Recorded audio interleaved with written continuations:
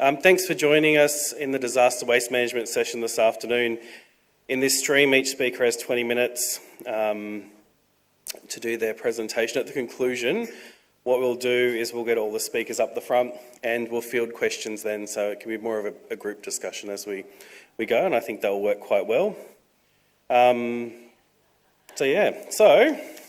the first speaker is Christy Groves is the lead of recovery and resilience programs at the New South Wales EPA, and her presentation is the learnings from delivery of bushfire recovery programs, including programs targeted to Aboriginal lands.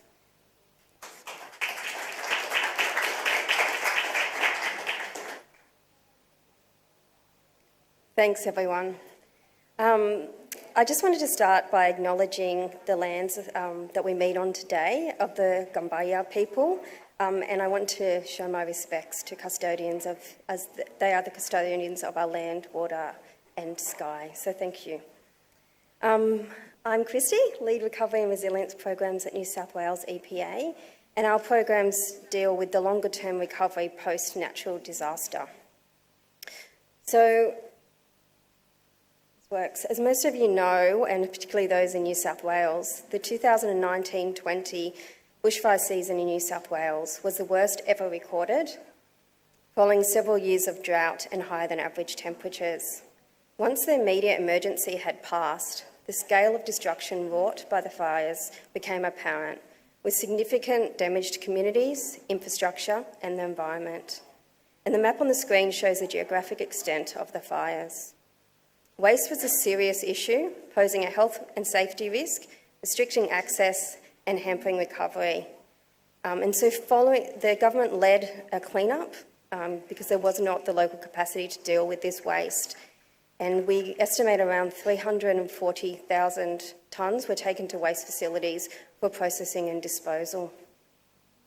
So following the government-led clean-up, further targeted support was needed for impacted communities and public land managers to manage certain remaining bushfire waste.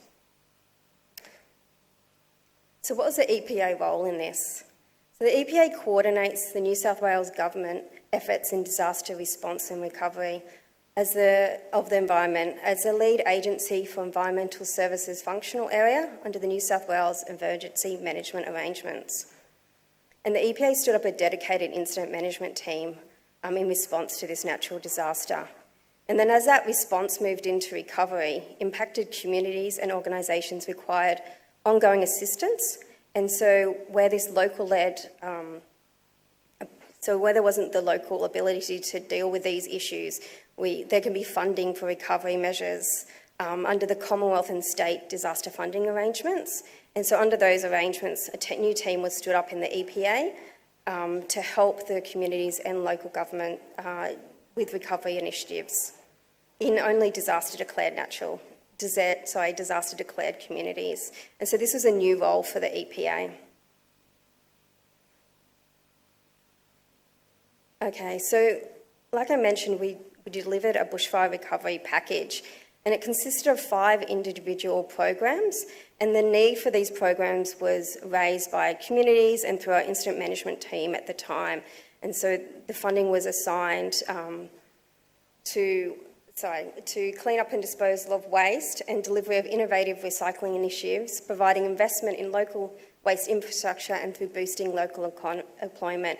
And the 5 programs addressed Aboriginal lands, green waste, council landfills, illegal dumping, rural wet fencing, and they were funded through state and Commonwealth.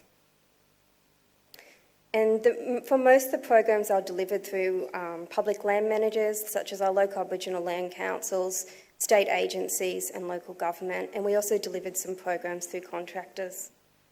Most of the programs will be finished this financial year. So this slide is taken from our program logic. For people who are program people like me, we always develop a program logic. And this gives us this is to show you the program outcomes, and you'll see these themes throughout my presentation. This is that disaster-affected communities are well supported, disaster waste is managed effectively and efficiently, and partners have a greater capacity to manage waste. And on the other side of the slide in the green are our principles for how we'll deliver these programs. So what were the challenges the EPA had to consider at the time? Well, like I've mentioned, the severity and the scale of the event meant there was a lot of unknowns, particularly around data and capabilities. Geographical scale was new, the amount of waste was new, so many of these issues hadn't been managed before. We set a broad range of stakeholders to address. Timing was critical, both in helping the communities recover quickly so that they can move on, but also because our disaster funding arrangements required us to deliver timing within programs within a certain time frame. But I suppose against that, we had to deliver when our stakeholders and our delivery partners were ready. They had competing needs and limited capacity after post-disaster, and so we had to make sure that they were ready to run these longer-term recovery programs. And you'll see when I discuss the design of some of these programs how we've addressed some of these needs. Governance was critical when you're delivering this amount of money. There's a lot of scrutiny, so we had to make sure we had our reporting structures in place. We used a new grant management system to ensure consistency, and we employed a probity officer to overlook our grants, as well as other systems as well.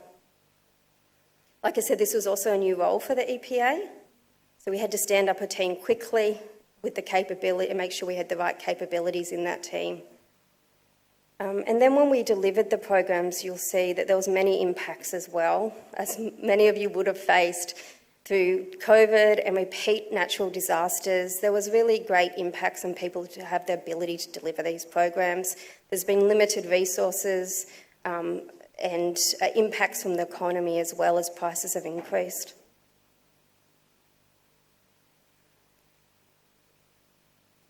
So hopefully this slide will show in a sec, but I want to discuss 3 programs with you today, and the first is the Aboriginal Lands Cleanup Program. So this was it was nearly the other 4 programs wrapped into one to deliver on Aboriginal-owned and public land. And we can see the objectives on the screen there, and this was to increase Aboriginal participation in the programs and regional employment opportunities, to restore land and infrastructure. Oops, sorry about that.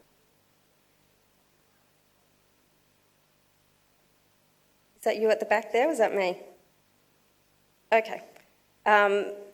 Increase capacity and also increase capacity to manage waste. And with this program, we partnered with Public Works Australia to deliver the program. Can we see if we can play the video? This is an example of one of our programs at Wattle Ridge. Yep. It's on this slide, yep. Video's not going to play? Okay. Okay, no problems. We did swap around the slides this morning, so that might be the case.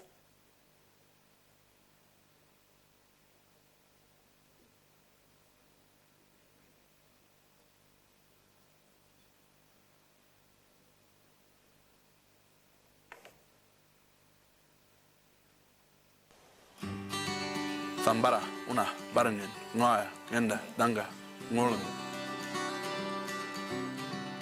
On behalf of myself and the Bambai Nation, I would like to welcome you to our country. My name is Tremaine Patterson. I'm a Bambai Ranger.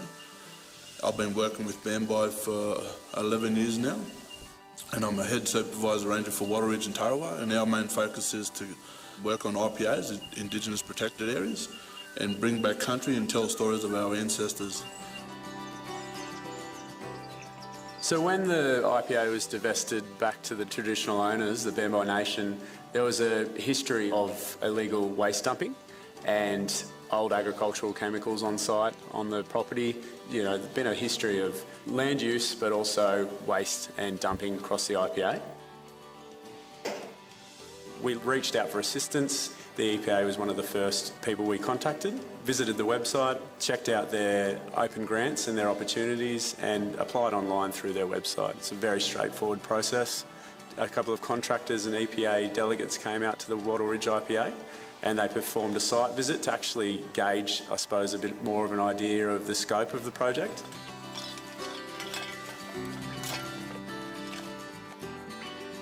Not only was it an eyesore, just environmental things, you know, like rubbish getting blown away, and with the dump being so old, we didn't actually know what was down at the bottom of that sort of dump, yeah. Through the bushfires, majority of the boundary fence and internal fences were burnt out, and just a lot of that wire was just sitting around on the ground, and just, you can't use it again, so animals can get tangled up in that sort of stuff, so you've got to get all that removed, and just to have it here in a pile, it's just sort of not good enough. We've just got to get rid of it.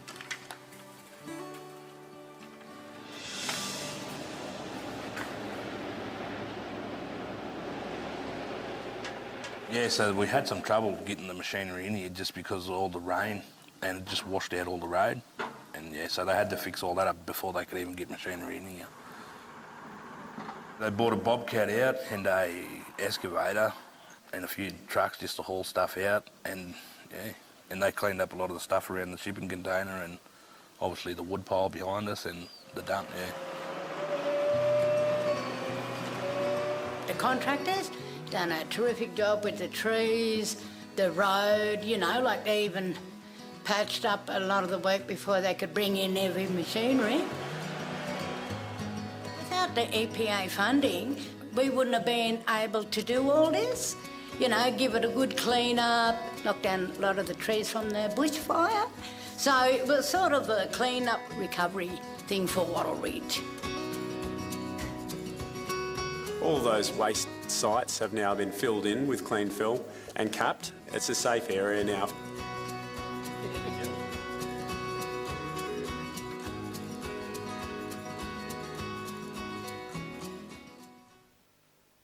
And sorry about that link.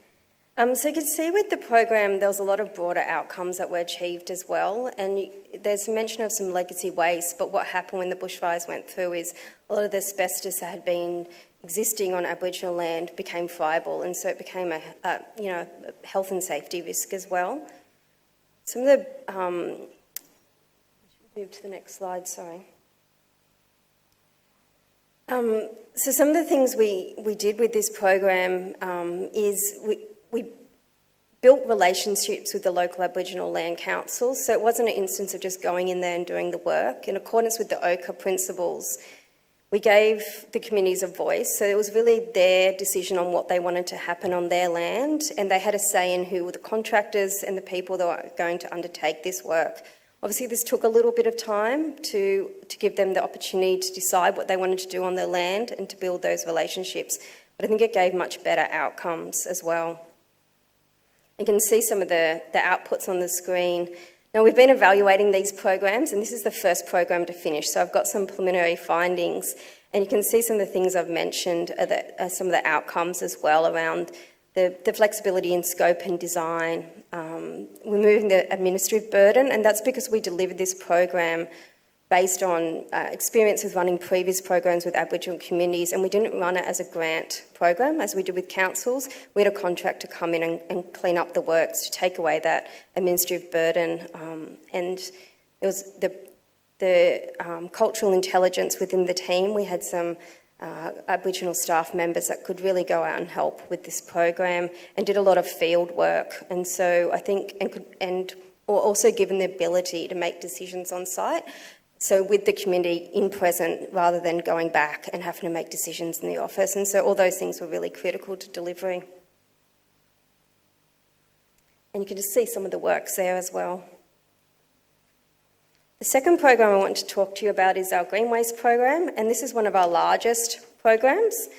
And again, you can see some of the similar objectives around providing local capacity and managing so there's two stages to this program. One was a data stage to assess the extent, and the second stage was the removal and cleanup of green waste. And this was delivered through grants with local councils, who then also provided funding to local community groups to deliver projects on the ground. And so we ran 16 programs, over 100,000 tonnes have been cleaned up, and the program is not completed yet, but it will be hopefully by end of financial year. And the map there just shows the geographic extent of the program. There's a video which isn't going to run as well, but we might be able to get it up for you in a minute, sorry about that, of one of our programs we've run in Lithgow. The Zigzag Railway has unfortunately been closed for a little over a decade. During that time, we've had the 2013 bushfires, the 2019 bushfires that led to that closure. Prior to that, the Zigzag Railway operated 364 days a year as a premier tourist attraction.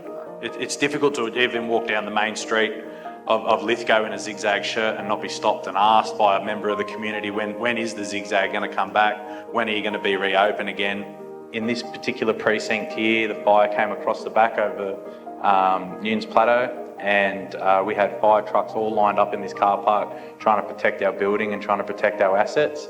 We unfortunately lost 2,000 timber sleepers in our purway in this location as well, rendering our track unfit and unsafe for rail traffic after 5-6 years of rebuilding it. So given those trees behind me are pine trees, they don't regrow or regenerate like the Australian natives do, and given their size, they have become extremely dangerous, and we don't have the money internally or the skills or capabilities internally to fell those trees. We were unable to bring external trades in and other contractors in to conduct our rebuilding works because it wasn't safe to do so. The Green Waste program has done a lot for us in that space, and we've never been closer to reopening.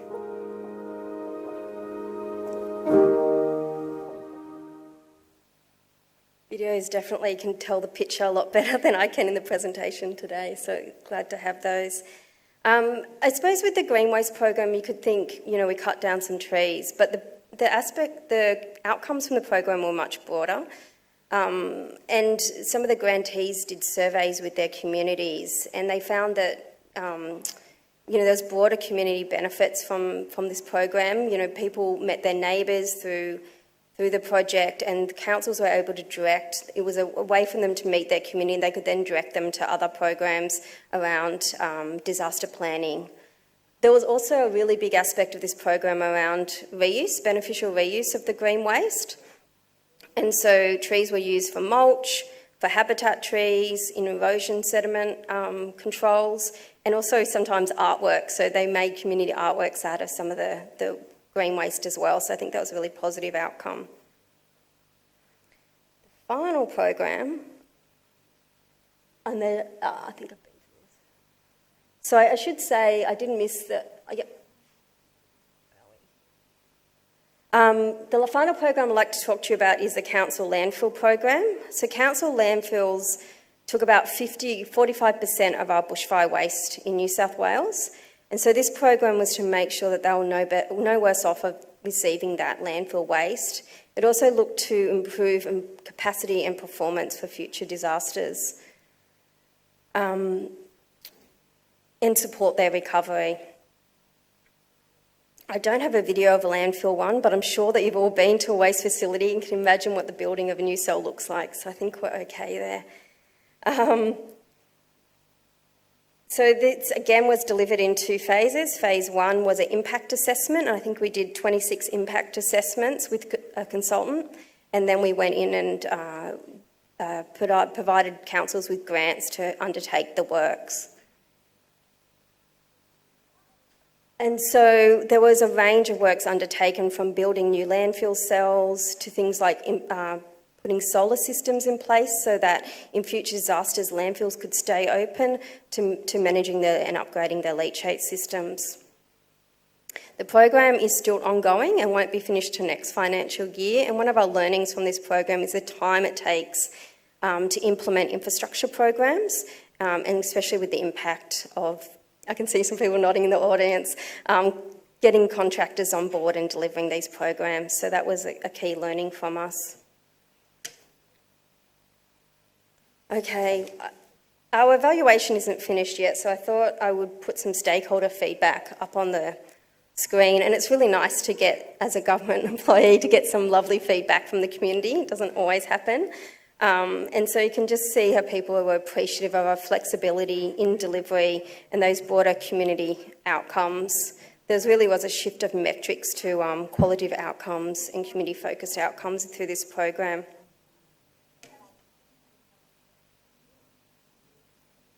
Okay. So some key learnings and outcomes, and I think I've mentioned a lot of these through the presentation, so I won't touch on them all again, but you can see that the design of the program around that local level recovery and co-design is really important to make sure you have the right solution in each area. And then our considerations around timing and fit-for-purpose delivery models, and that good governance is really critical, and it's critical to set that up early. Capacity of delivery partners is also a key learning and a key thing to consider up front. So finally, our outcomes. Like I said, we've moved to community-focused metrics. We've established baseline data that can be used to stand up programs more quickly in the future, and they're also gathering data on the longer-term impacts of natural disasters, which we may not have had before. And I'll just say also that with setting up this team, it really showed that this function was essential, that these longer-term recovery programs that we haven't delivered before, it was really essential to help our public land managers and our communities. And so what's next? Well, we're running flood recovery programs. We've got 17 environmental programs running at the moment, and we'll continue to learn. Especially when our evaluations finish, we'll share the learnings and build that into our future programs. We're leaning into resilience opportunities and trying to move where we can and where our funding guidelines allow us to into that preparedness and resilience space. And we'll continue to build capacity and capability. So if you've got any further questions, you can email the team. We've got a question section after this. And I suppose one of the main things to take away for me in delivering these programs is that it would be easy to just come in and clean up the waste sometimes, and that is needed in the initial government-led cleanup because of the health and safety risks. But where you can create the time to deliver a program, you can have some broader environmental and social impacts. Okay, thank you.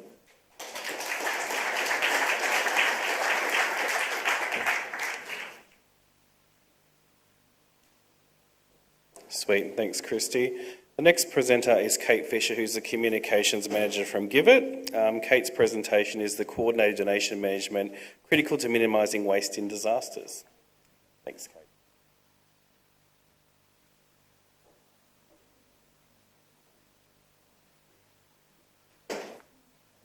Hello, thank you so much for having me today.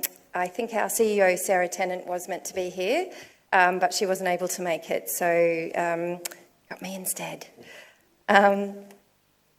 So I'm looking forward to telling you about how GIVIT's online donation platform can play a critical role in reducing landfill during disasters.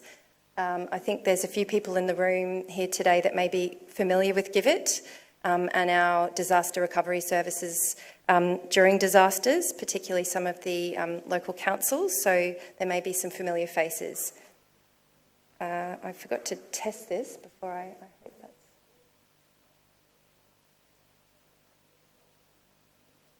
Okay, so what is GIVIT? So GIVIT is a not-for-profit donation platform, and we facilitate the donation of essential items to people in need. So we work with 4,500 support organisations right around Australia to ensure people get what they need when they need it most. So they might be recovering from an emergency event like a disaster, or experiencing hardship due to domestic and family violence, homelessness, disability and mental health. We capture offers of goods and services online, removing the need for charities, local councils and services to sort, store and dispose of unrequested donations. 100% of publicly donated money received by GIVIT is used to purchase essential items and services for people in need. And we buy locally wherever possible to support local businesses and the economic recovery of a region.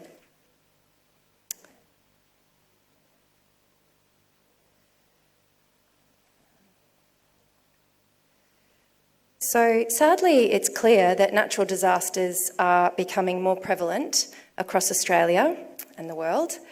In the past 18 months alone, GIVIT has partnered with the Queensland, the New South Wales, the Victorian and the Western Australian governments to manage donations for people impacted by flooding across all of those states, and sometimes more than once in one state.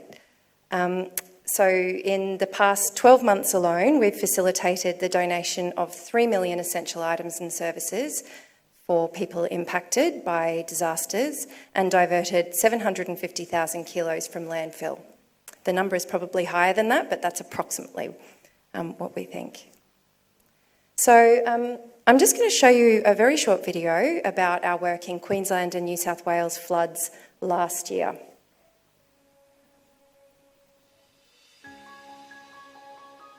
The floods were such a scary time, and there were so many families who lost everything. Working with our amazing community organisations and charities on the ground to identify exactly what's needed means we can make a huge difference.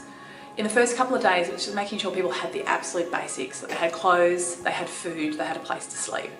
And now a year on, we're working with those organisations for more complex cases, making sure people actually have safe housings to live and the things they need on their journey of recovery.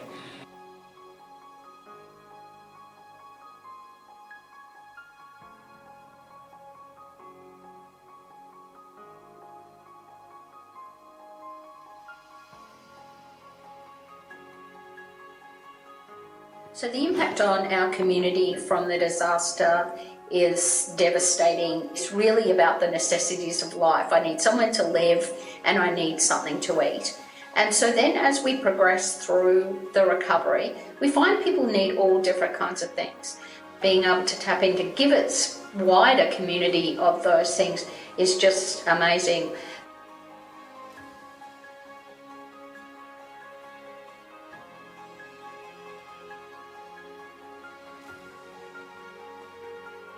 It's not just the item that people receive, it's the fact that someone cared enough to give.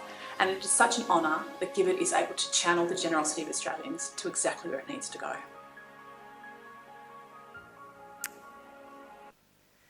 So, some confronting photos here of unrequested donations in disasters. So that may be familiar to a few people in the room. There's some images there from Lismore, some from the Townsville floods, and some from Queensland last year. So when people see these terrible images of disasters on television, they want to help. But unfortunately, some of that generosity can do more harm than good. People start rallying friends and family on social media usually to collect donations. And this is often just things that people have around their homes that they no longer want. And they take it to a drop-off point where transport has been arranged to take it into an impacted region. During the floods in northern New South Wales last year, for example, and I'm sure Kevin is very familiar with this story, there were convoys of trucks moving into the impacted regions full of unrequested donations from people in Brisbane, Sydney and elsewhere in Australia. And there's a few problems with this approach. The first is that these trucks can block roads for emergency services. So this is really dangerous, particularly early in a disaster. Secondly, these trucks arrive into the disaster area with no contact person or organisation to receive the donations. So they often empty their load at an evacuation or emergency centre and then they leave. At this point, there is no one available to sort through the truckloads of stuff that has arrived and there's nowhere for it to go. It may be unloaded outside and is exposed to the elements, and in the case of flooded regions, it gets wet pretty quickly and is unusable. It may sit there for weeks at a time until eventually someone, usually the local council, who are already under considerable pressure, pay to have it taken to a local dump. A shocking story that many people may be familiar with is from Cyclone Pam in Vanuatu in 2015. When they received 70 shipping containers full of unrequested donations following the disaster.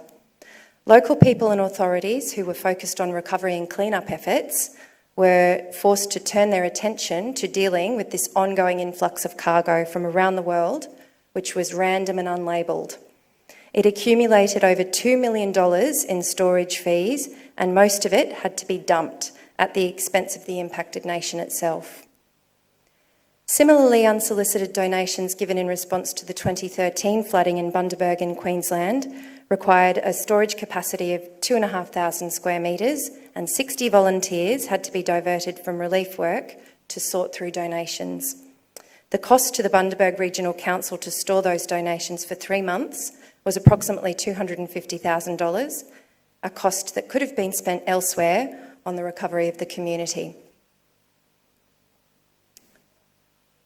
So how can Give It help? So this is just a diagram of our disaster recovery service, but in short, we work with, as I said earlier, 4,500 charities, local councils and support organisations right around Australia, including some in this room today, who tell us exactly what they need for the people that they support. And then the Give It website, givit.org.au, allows everyday Australians to jump on and see exactly what's required and donate easily, safely and effectively to those in need without overwhelming charities on the ground with donations they do not need. Donations pledged through our website can also be logged into the Give It online warehouse and immediately made available to registered organisations supporting impacted communities. So you can see this is a much more efficient way of donating to people in need, and it takes the guesswork out of helping people who have been impacted by a disaster or indeed suffering from hardship. So I'd just briefly like to show you how the Give It website works. So on this side you can see our what's needed list. So this is how easy it is for people who want to help. They can browse what's needed in their local area, or you can browse what's needed by people impacted by a disaster, and you simply click the Give It button if you have an item to donate that has been requested, and our platform will connect you with the requesting charity. You can also fund an item, and 100% of that money will be used to purchase that item. And as I said earlier, we buy locally, so we support the economic recovery of the region. If you have something to donate that's not listed, you can list it in our online or virtual warehouse that you can see there, and you keep it in your home until there is a match with a charity, and then you are connected with the charity, and then it is delivered to the person in need. So a much more efficient way of helping people. So I just wanted to share a couple of stories with you to demonstrate how efficient this system is at reducing waste. I'm going to show you another video, and this one is from the Echuca neighbourhood house following the catastrophic floods in Victoria last year.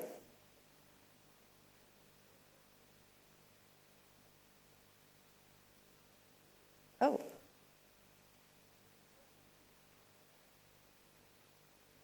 Okay.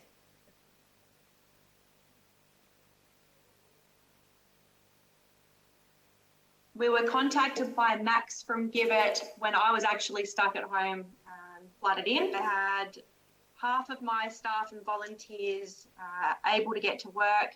The other half were either isolated or flooded in themselves. So I had my poor little team trying to manage literally truckloads of stuff that was turning up day in, day out. It's all goodwill. People just want to help, right? So they just think that they're helping by sending all this stuff your way. But when you've got to find the people at the other end to manage these donations in a time where it's not only like the community crisis, but personal crisis too, it makes it quite tricky. It was great. We got like an abundance of vouchers for fuel, for Bunnings and for groceries from Give It, which meant we could help members that we weren't able to access to, go in grocery shopping or purchase fuel to run pumps. That was a big thing at one stage. So it started off with that. We then were just totally overwhelmed by all these donations that we had. So Max then went on and said, when you've got people contacting you about donations, refer them to our website. They can follow the process of registering the items that they've got to give. It saved us so much time and effort. Being able to refer the donors to this website, it became really essential for us to be able to manage what we were doing. And it just took that pressure away from not only myself, but my staff and my volunteers. A passionate advocate there. So another couple of stories I just wanted to share with you, and this will also probably be a familiar one to Kevin.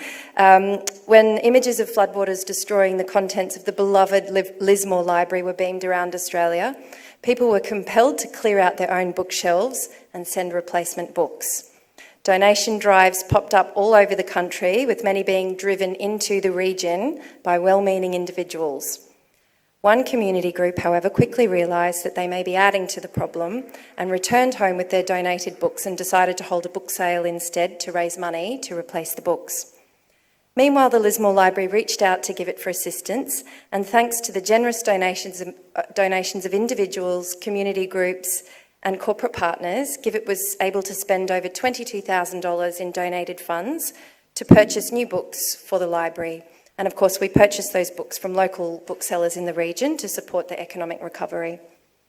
And just another testimonial up there, and some images from Victoria and Northern New South Wales last year.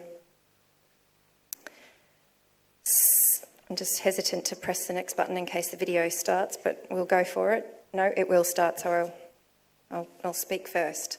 So in summary, I hope I've given you a snapshot of the pivotal role that coordinated donation management plays in preventing large amounts of waste during disasters. GIVIT works with communities all over Australia to build community resilience and give them the ability to determine and request their own needs rather than being at the mercy of well-meaning Australians who are just trying to help. So I'll leave you with one very last video about our work in disasters, and there may be some familiar faces in this one, but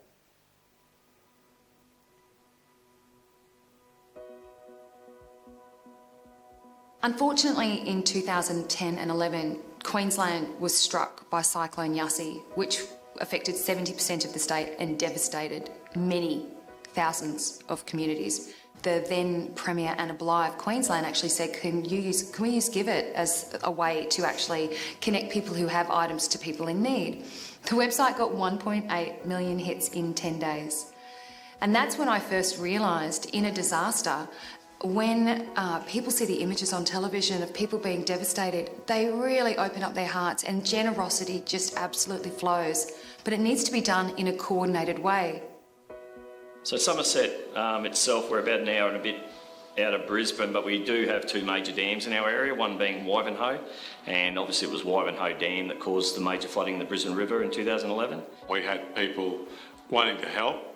They were donating this, donating that and whatever, and to try and hook up what was donated with the people that needed something was hard. Obviously there was issues in 2011 with us receiving a heck of a lot of goods. That stuff sat in warehouses for a long period of time, and most of the time it ended up in landfill because it just wasn't appropriate. And that's where GIVIT came into the picture. They could kind of see the needs and wants out there and get stuff straight to the people that need it. Being able to, if someone needs a washing machine, being able to find them a washing machine was great without us having to do any warehousing. All those issues that go with it around storage, logistics, it ticked a lot of boxes for us. So GIVIT is about giving with complete confidence that your item is going to go truly to the people who need it most.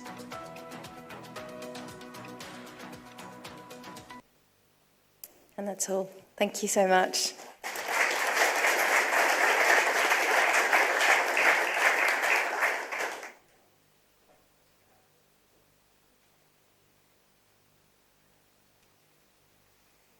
Thanks, Kate. The next presenter is Emma Thomson, who's the Coordinator of Waste Services from the Scenic Rim Regional Council. And Emma's presentation is called Underwater, Not Under Waste, Resilience and Disaster Waste Planning.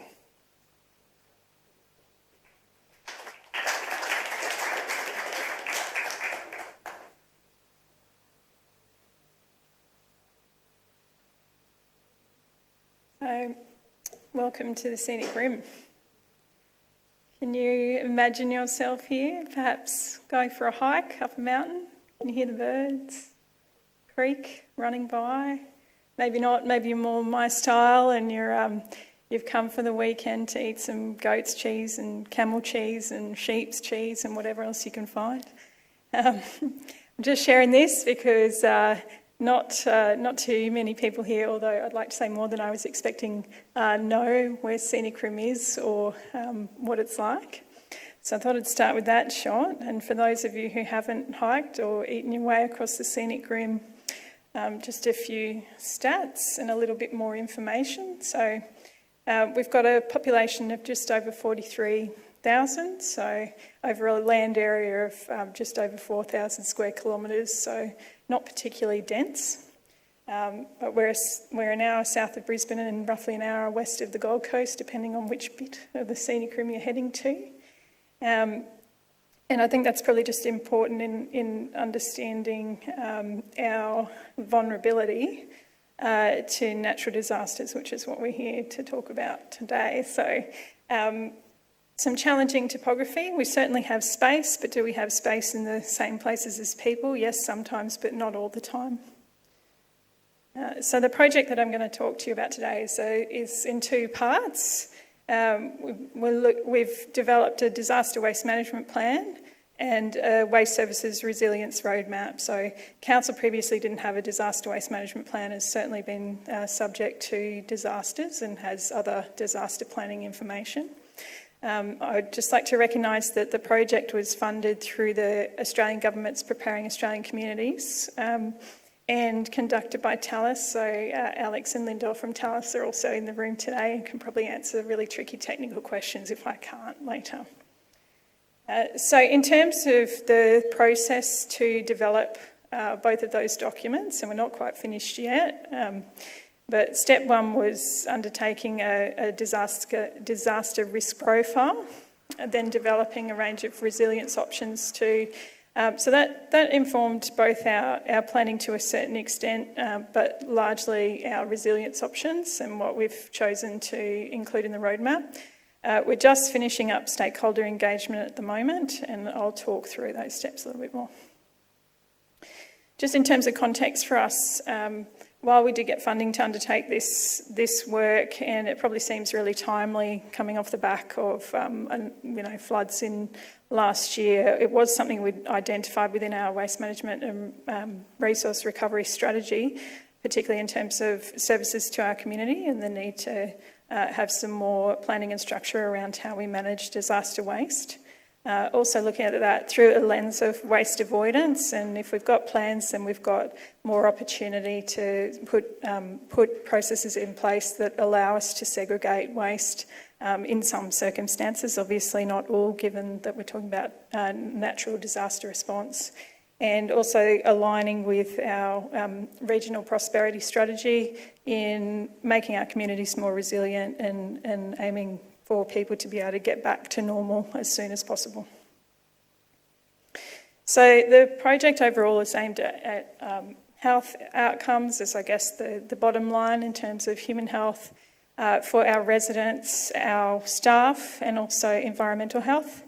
Reducing interruptions to waste services, increasing our ability to manage waste generated from disasters, and also getting some understanding of, or ensuring we understand our stakeholder needs and setting reasonable waste service level expectations and waste service levels.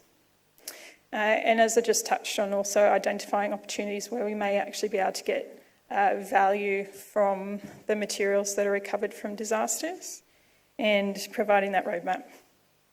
So in terms of the timeline, we're not quite finished yet. As these things go, I had hoped that I'd be standing up here saying it's all done, it's amazing, but we didn't quite make that. But we did only commence in 2022, so I do tend to be a little bit on the ambitious side. So anticipating that we'd be able to be finished by May might be a bit optimistic. But we are now at the point. So process-wise, obviously we've engaged a consultant to undertake this work for us. The risk profile was developed, the options were developed, and we've had a workshop with at that stage, so November last year, we had a workshop with our local disaster management group. We also had a workshop with operational staff and our contractors. And then that informed the resilience options that were put forward back to those groups and also to our community. So we actually went out to community consultation on the resilience roadmap. And we're at that point now. So we've had our community consultation has changed. We've gone back to the local disaster waste management group, and Alex presented that was just last week. So we've just given them a little bit more opportunity to provide some more feedback. And yeah, we'll be looking to present the final Waste Services Resilience Roadmap to Council shortly and finalise the disaster waste management plan before we start messaging out about that. So in terms of a risk profile, there's a range of aspects that were included in developing the profile. This is showing the pink dot is one of our transfer stations. And this is showing the layers, so our planning layers in terms of bushfire, landslide, flooding and topography there. So basically the risk to our assets is one of the considerations in our risk profile. The other thing that was, or another aspect that was undertaken is so looking at those particular assets, what storage capability do we have? And then looking at other locations that we may be able to access, so close to our population centres, perhaps not quite as exposed, although, we are looking at a range of potential natural disasters. And on council land were some of the considerations there. So we've actually assessed a range of potentially interim storage locations. So they were some of the key factors that were considered in the risk profile, is both asset risk and then also generation of materials from events that we may encounter. So looking at the amount of waste generated by bushfires that have been dealt with by other councils, because we didn't have the best records on our management of bushfire waste previously. Looking at the volume of material that may be likely to be generated from natural disaster events, so that we may have to manage. So this is just showing a couple of the parts of the disaster waste management plan, so the overarching flow chart, so steps to go through when a natural disaster occurs. Also just showing there the assessment, which is showing the storage capacity of our existing facilities, and then a couple of the alternative facilities that we've identified on council land that we may be able to use and that may be relevant, because of course we don't know where these things are going to happen or the extent. And then just an example. So it's very, the intention is for it to be very digestible, easy to follow and drop in and out of, but it also sets up an approval process, and it also has a couple of conditions that come into play when we make an assessment that yes, it's a disaster when we're managing this as a disaster from a waste perspective. So in terms of the resilience roadmap, I'm just showing an example of how this is set out. The roadmap, and it is draft, they're both still draft. The roadmap has basically 4 sections, one relating to council's resourcing, one relating to infrastructure, and then comms, and also integration with other bodies. So this is just an example of the process undertaken, and you can also see the alignment with lines of recovery from broader disaster management framework. So we're working in with the existing systems and working with our colleagues in disaster management and also community development in terms of understanding of language across the board.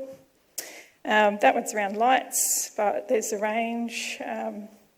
Some are around working with so, for example, community disaster volunteers and what opportunity there might be to integrate messaging about waste and preparedness with that. For us, one is around actually having resources available when there is a disaster and there's additional volumes to be managed. And just showing off our community consultation platform that's very new for council. So we went out to the community just in relation to the resilience roadmap. The disaster waste management plan is really an operational document. So while we sought feedback from the local disaster management group on that document, given these are stakeholders that we would work with in relation to responding to a disaster, some of it, I guess, is a little bit sensitive for the community in terms of identifying locations that may be used temporarily. And just in terms of getting meaningful feedback, it was decided that it probably wasn't an appropriate document to be requesting feedback on. So, being fully transparent, we received 2 responses from our community. Apparently, disaster waste is not that exciting.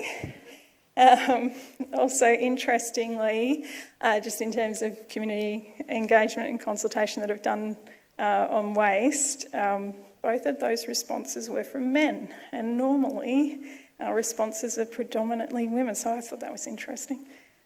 So in terms of outcomes, positive outcomes, so we've now got some defined processes, some roles and responsibilities. We did actually have another additional workshop just to ensure that the roles and responsibilities that are identified in the draft document are accepted by all of those named.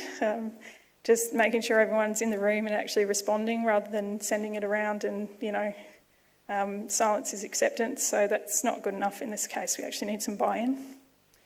It's given us a data-driven decision-making process, so we have a better understanding of what capacity our sites have.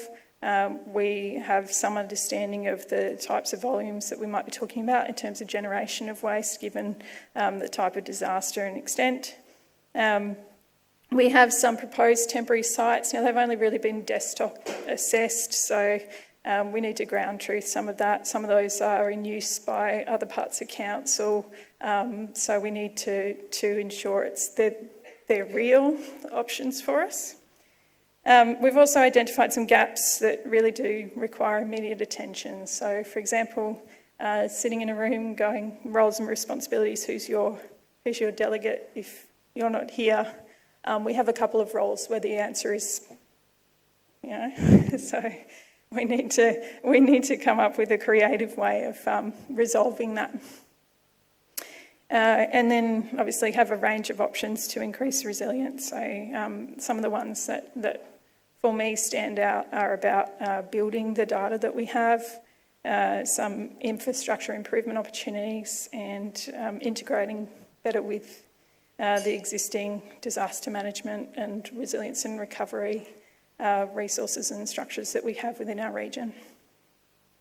So, because I think this is, probably some of the most interesting stuff for people who might be going down this path.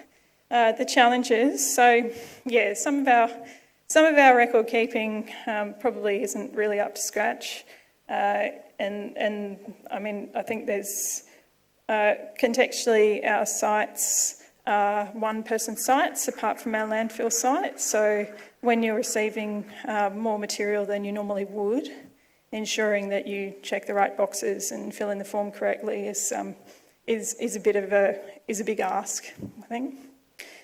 Stakeholder engagement has been challenging. We had a reasonable discussion at the last local disaster management group meeting, but the first one, look, they weren't understanding. They just didn't understand the significance of waste and the essential role that we provide. Very much of the assumption that council manages waste and you'll just do it, yeah. Which means we've all done our job too well, yeah.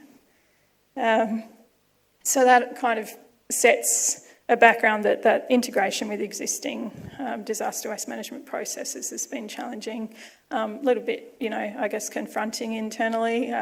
I always like when people want to help me out, but not every part of council feels that way necessarily. And I think the ability to actually resource the improvements that have been identified in the roadmap is that's a serious concern for me. So some of it will be, some of it is relatively low in terms of the intensity of the work, but it is all, unless it's been identified that it will support the organisation in other ways, we will be looking for external funding for most of it. So in terms of next steps, we'll collate the feedback from the local disaster management group and those 2 residents who took the time to respond. We'll be okay. We'll finalise the project and set up some timeframes for those elements in the roadmap. So probably didn't touch on, but TELUS have actually set up there's a prioritisation in there already, which has a reasonable structure around it. So those that have been confirmed as higher priority, we'll put some timeframes to those. Develop a communication campaign about the work that we've undertaken, and then also some key messaging that will integrate into our existing disaster management communications. And yeah, as I said, look for some funding for the rest of it and see how we go. Right? So that's it from me. I've been a little bit sneaky, and I'll just say we have got an expression of interest open at the moment for asset development and services. So basically, very interested to hear from you if you are in the reuse recovery space, but it is also looking at organics and operational services. So thank you. Sorry for being sneaky.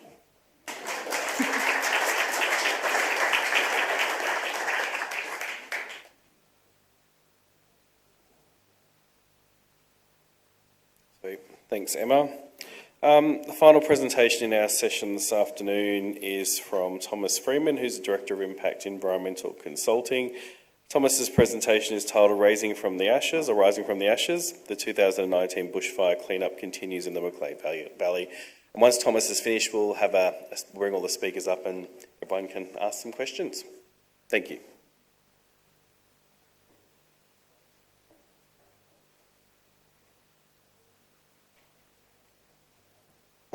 All right, thanks, Kevin. It's a little bit of a challenge during the afternoon today. It's much better than the afternoon in the following days once everyone's had a belly full of beer. But I'll try and get through it as quick as we can so we can all move on to some more networking.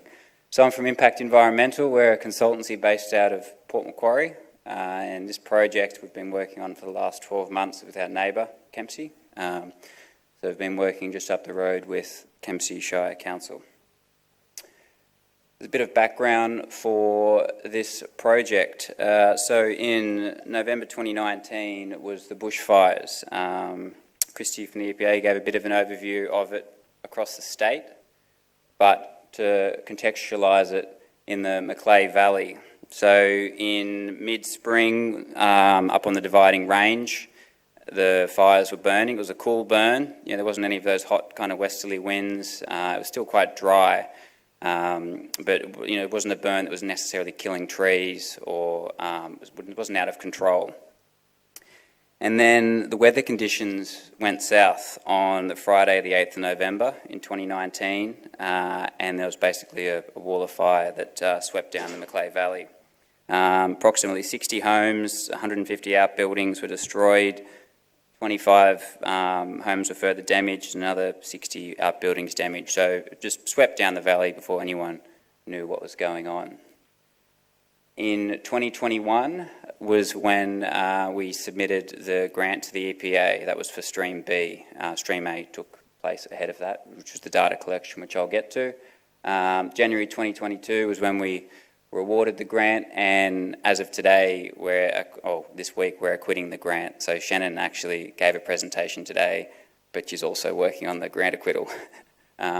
So we're pulling it all together. This just gives an idea of when the fires took place and the kind of, vistas we were seeing when we were going out to do some of these assessments. So there was really quite a long gap between when those droughts broke with the bushfires and when we were going out to do these assessments. So we were a little bit nervous at first. We thought, geez, is there going to be, is the community, do they need us? It's all, as it looks to the untrained eye, I guess, it's quite lush and it's all grown back. So it's really, really important to have a community-driven project where we ask the community to lead us, say, where do you need us, what do you need done? Because, as you can see, nature had largely come back from the devastation. So I'm just going to run through the challenges that we've experienced on this project. You know, it's been going for a while now. From impacts perspective, this was our first disaster project that we project managed. And I think it speaks a lot for the skills in the waste sector. We've been working for waste or with waste for years. And it's a logistic exercise, really. You've got material or something that needs cleaned up and it needs to be moved somewhere else. You know, we do that day in, day out as waste professionals. We think, okay, what's going on with households, where stuff needs to go? And we managed to step into this disaster space and really push this project along using those skills that we'd built through the waste sector. So it's always great seeing disaster sitting squarely inside waste teams at councils. So the first challenge that we had to work our way through was the Stream A, which was the data collection phase. It's really good to think about this data collection from using some economics terminology, which is supply and demand. So the drone survey, where you go out and fly a drone, you take the Land Cruiser out, you look at piles on the side of the road, you look for burnt things, you're assessing the supply, you know, what's the stock out there that may need cleaning up. And it's really quite effective. You can cover a lot of ground, you can fly the drone, you can tag all these points and you can build a database.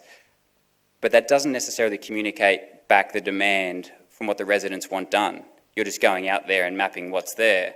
It's not really a community-driven data set. So the initial data that was gathered during Step A was done by a drone by a not-for-profit organisation that came in and helped council. So we inherited this data set when we started the project. And we ground truthed it. You know, we got a couple of retired foresters on our team who we sent out. We took, you know, their data set of all these piles and burnt areas and we ran it past the professionals. And we realised that we needed to go back to the community and say, where do you need us? You know, we can't drive this project. We can't from the top down. We need you to come to us. We need to build these channels. We need to make it as easy as possible for you to come to us and tell us where you need it. So we use this community-driven data, and it's just that really important just to try and build as many channels as we could. You know, this is a regional population, mobile signal's not great, some people don't have internet, so you just have to think about all these different ways you can reach out to the community. So we were brought in. Initially there was another organisation, DRA, who was going to run all of the project management for this grant. They were not-for-profit, Disaster Relief Australia. This was their area. Ultimately, they were pulled away from the Lismore floods. So from a local government perspective, you know, this is also a key thing to think about. You know, the organisation that's helping you, another disaster can pull them away. So council was left saying, oh, well, geez, how do we deliver this project now? I'd written the grant for council, so that's when they came back to Impact and said, would you like to help us with the project management? So we managed to keep the project moving along. But there's always a risk where you partner with an organisation, a large not-for-profit, but then another disaster comes up and there's competing needs for these organisations. And you need some redundancy built in when you're thinking about partnering with these organisations.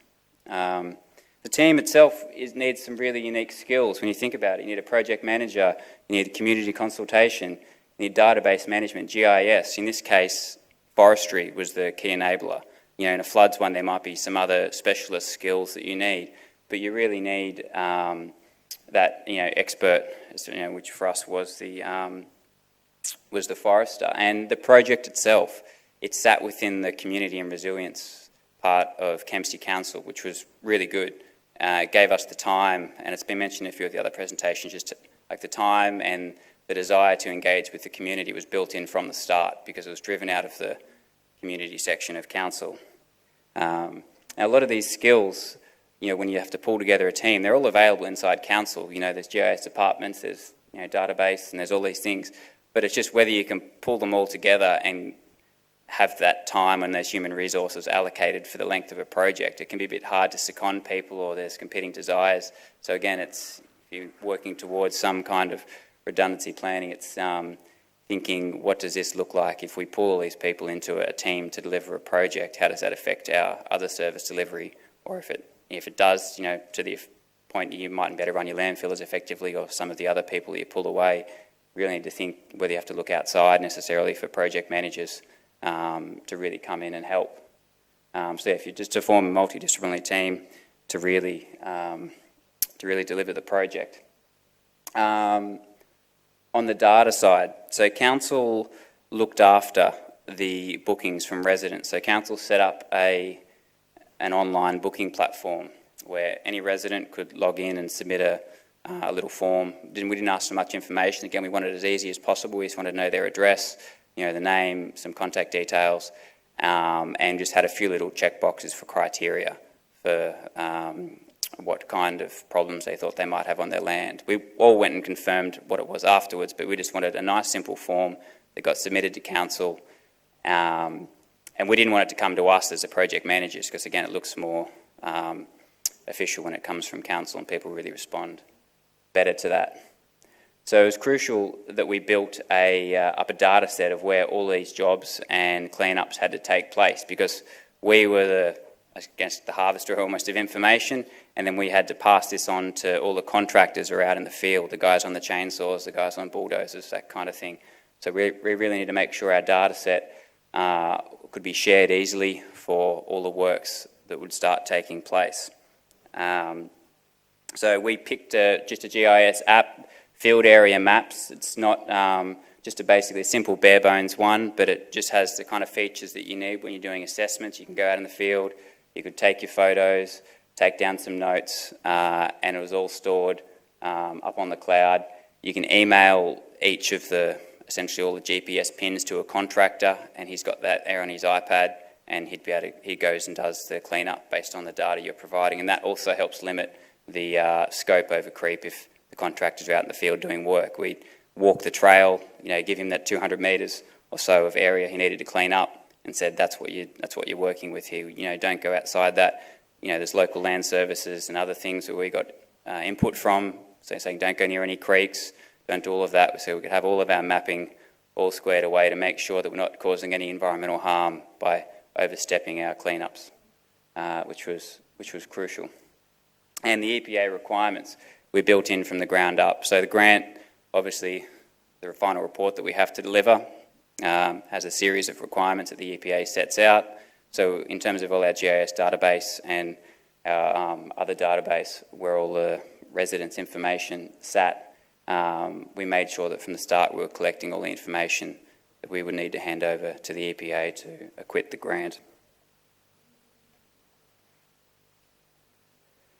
Triage was really important for having a framework for the assessments in place. So we just needed to think when the assessors go out into the field, in this case the forester, what kind of information we're trying to get back from these field assessments. And in this case, we were looking for dangerous trees, so that would be trees that are near houses, even along access roads, areas where if the fire came through again, these trees that are standing up at the moment could easily burn again and say drop on someone's road, prevent them from leaving, could drop on their house. So we had to be really clear to the residents about how we're assessing them, because there was some disputes against how we're assessing. People were saying, we don't think we've been judged necessarily correctly, but when we had to go back and have a second follow-up conversation with the residents, we could show them the methodology, we could show them exactly where their assessment sat in relation to the funding that was delivering the cleanups, and it was all above board. So it's just really important when you're planning your assessments to go out, just to think, to have that framework in place. And this is just an example, one of the access roads. Some of these bush blocks up the back of Kempsey, honestly, you drive for about 15 minutes on this lady's driveway through trees like this, just to get into a tiny little grove, or no, a little clearing at the bottom of a hill where she has her house. And this is an example of, say, one tree see this one here which was killed in the bushfires, and you can see that little bit of tagging over here. So as an example, during the assessment, we'd go along and tag some of these dangerous trees that could easily fall over in a future bushfire and prevent her from leaving her property. So some of these people are just living in such remote places, and they're just so thankful that someone was coming along and helping them out, because there's not a lot of profitable agriculture in some of these little valleys and communities. It's just people eking out a living.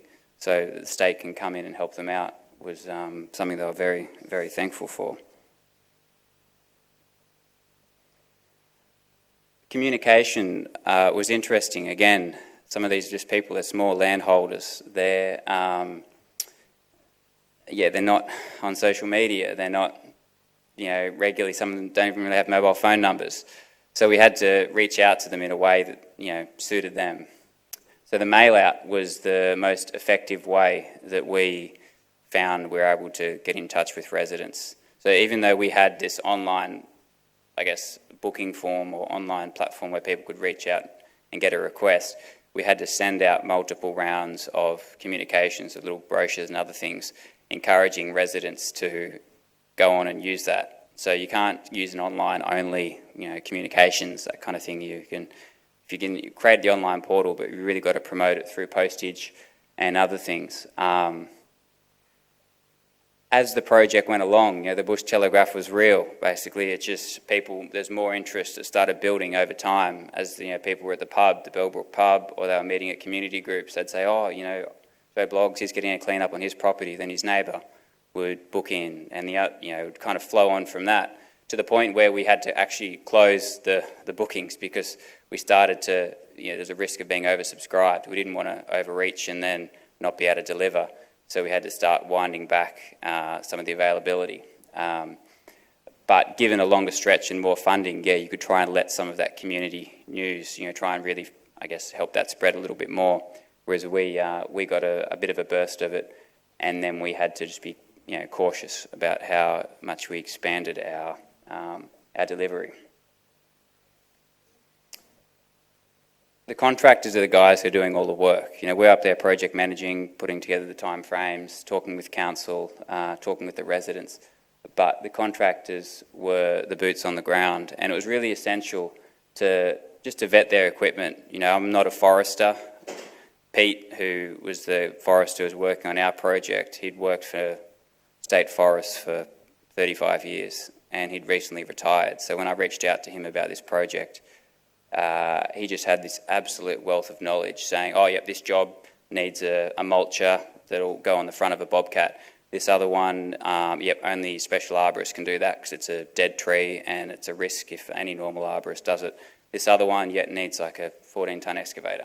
So we really had to vet all these contractors and just know about their equipment, make sure they had all the insurances, and really establish who can do the work when we're developing that works program. We had all the bookings from the residents, and then we needed to line it up with contractors who could then deliver on what the residents wanted. And in some cases, there was different contractors. We might have an arborist come and, for example, drop that high-risk tree that was on the driveway, and there might be someone needed further down with an excavator to tidy some stuff around the house. And in that case, the arborist doesn't have an excavator, so you're managing multiple contractors on the same site. So just knowing what everyone can do, what their specialty is. Weather dependencies was a crucial thing also, because anyone working with machinery, once the rain starts, and often it does in early autumn, once it starts, temperatures drop off, you can cause a fair bit of damage with tracked machinery going around properties. So really got to think about weather dependencies if you're doing a program of works, and make sure you can get to all the ones where there's rivers that rise, can't get the float for machinery in, where you're working on slopes and it could become a little bit unstable during heavy rains. So try and build that into your works program where you can get on those early, get those jobs done early where there's some weather dependencies. And it also helps to engage multiple contractors also for redundancy. We had some that shut up shop and moved to Tamworth just because he was changing his business. We had other ones that various things happened. So all in all, we had 11 contractors who were out there doing work. Again, some of them were Woodvale, so they're, for example, a large organisation that look after RMS stuff on freeways, and then down to small operators who are the local, based out of the valley themselves. So, you've got different scales of contractors, and we wanted to make sure we could use as many small local guys as we could, because, as the EPA said, a lot of it's about really injecting some money into that local economy and getting as many local contractors as possible, stimulating the economy of these fire-affected areas. And you go to these, Bellbrook Pub and these other places, and it was great seeing all the contractors who were staying up there working and sitting around drinking beers and just bringing an extra, vibrancy to these small communities. One of the challenges as a project manager was that council really controlled, say, the purse strings, and as a project manager, we had to work inside the Local Government Act because we were working, on behalf of council. So initially, what we did at the start was we went with a series of small purchase orders, just in order to get the job going. We'd been a little bit delayed through COVID, just through a slow start with another organisation who was going to try and manage it. We came in, so there's a little bit of, we felt, okay, let's try and get this project going a little bit. One of the challenges was that just within the Local Government Act, now I'm not a local council, so I can't speak exactly how hard it was, but when we tried to extend some of these small purchase orders, just in sitting inside the procurement department of council, it proved a little bit challenging. But it was a feature, not a bug, in the sense that by using a series of small purchase orders, we could try the contractors all out and find out who was doing good work, who was timely, who was good with the residents, who just got in and got it done quickly.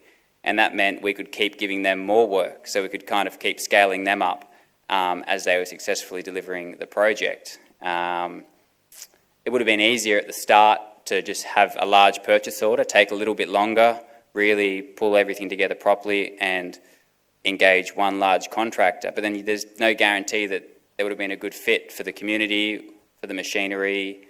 Stuff evolved over time. So that was just something that we, as a struggle that we found as a project manager. Yep. And we had all of the responsibility and no financial control, so we were getting lots of calls from the contractors. And this is the last informational slide. So 77 properties, over 2,500 tonnes of bushfire affected green waste cleaned up, scrap metal from the fencing. So we gave landowners the first dibs. So fencing posts, if they wanted them, we cut them to the fence post height. And if they wanted, with the chainsaw, we'd rip it into, strainer posts. Wood chip piles for the garden is an example here. We'd drop the trees and shred it, and if they wanted it on the garden, we'd leave it. We'd ask them if they wanted it, to start with. So if you've got a reuse opportunity on your property, that's the highest priority.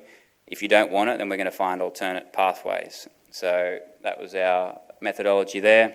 Could also be used for animal bedding. People didn't want it, and if there was high quality timber, again, we had foresters on the books, so any high value timber like blackbutt or iron gum or spotted gum and that stuff that may have been killed but still looked like it was in okay condition. Council, we're going to get some of the logs milled. They're going to be used around the town. I'm not too sure if anyone else is doing it, but we've commissioned an artist who's using, essentially, you've got the log and we've cut it into about a dozen round pieces, and then she's going in and sculpting creating a large sculpture that will be featured around the town. And we've got a local not-for-profit that's using these after it's been milled to make a heap of nesting boxes. So that's all the reuse initiatives that we've been driving. And I think I'm out of time, so thank you.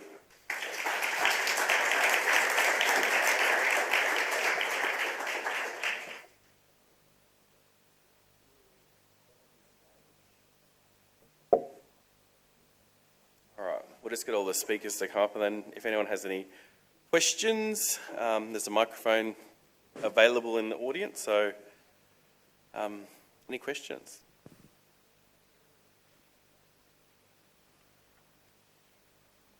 Sam from Hawkesbury Council.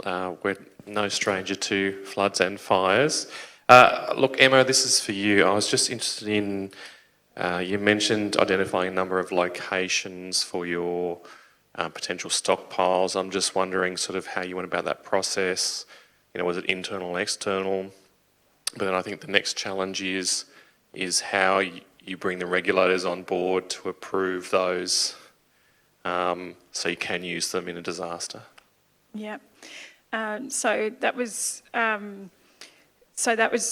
basically internal review, so myself, looking at locations, myself and our property team, looking at locations that are in proximity to populated areas and owned by council first. In terms of, we might be situated slightly differently in Queensland in terms of the regulations. So from a council perspective, there's no requirement for development approval for that type of use, and it's council land anyway at this stage. That said, I think one of the opportunities in terms of resilience would be having template agreements for use of private property to place materials. So, and from a state perspective, it's a little bit grey. Now, Tallis undertook quite a lot of consultation with the state in regard to those locations, and there's no specific approval pathway for that use at this point in time. Yeah. So maybe not quite the situation you have. Or maybe it is the same, and it's the grey that's the problem. Yeah.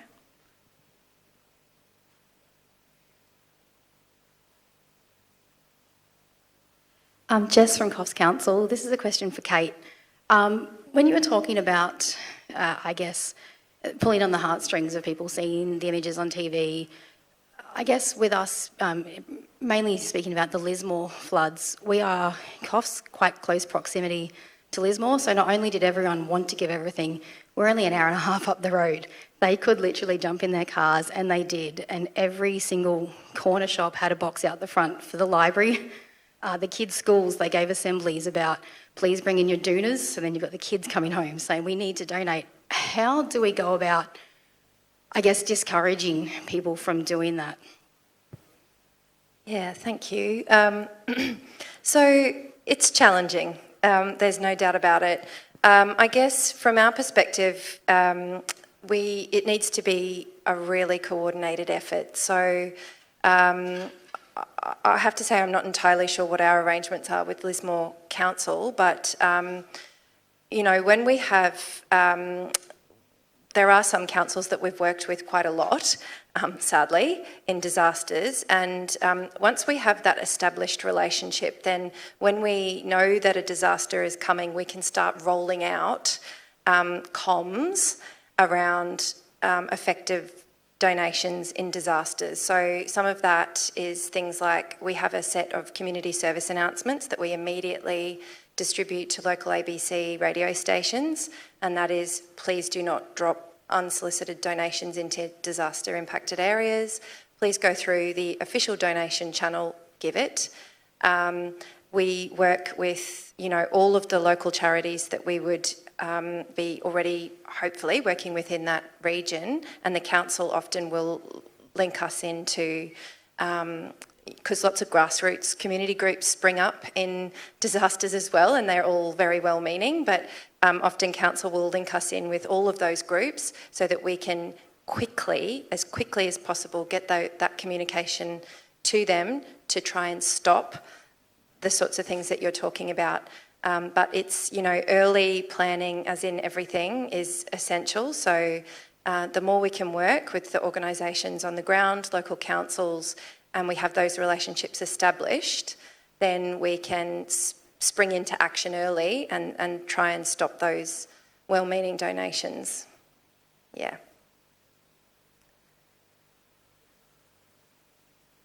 All right. Any other questions?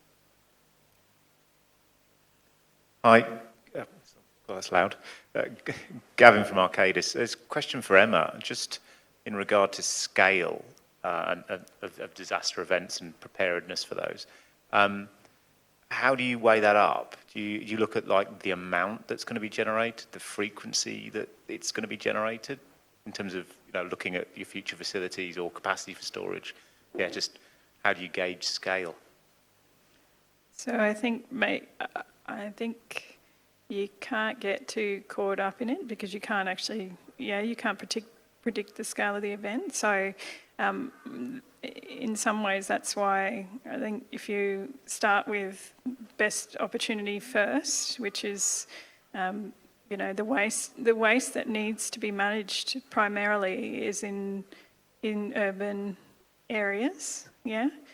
Like, for example, for me, I've no problem. Like, I've got, you know, hundreds of hectares. If I need to make a pile, I need to make a pile, right? And we have quite a lot of our residents would be in the same situation. So while I understand what you're saying, you can't plan for everything. So we're looking at what opportunities there are that will better support us in the moment, yeah, and what information that we can have that will better support us in the moment. So while it's a plan, it's more a process, a stepped process to go through with some additional information that will support us when we need to plan on the go. Is that a reasonable answer?